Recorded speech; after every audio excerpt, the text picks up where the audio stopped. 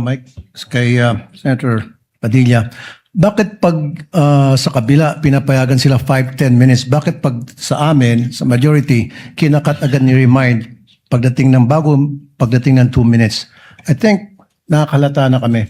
So dapat pag sinabing 2 minutes, 2 minutes. Pag sa amin sa majority, pag 2 minutes, pinipindot nito. 2-3 beses. Totoo yan. Pero pag sa minority, umabot na ng 5 minutes, 10 minutes. At meron akong record yan. Pinapayagan. Why? Thank you. Mr. Presiding Officer, I'm sorry. I do have a lot of respect in you.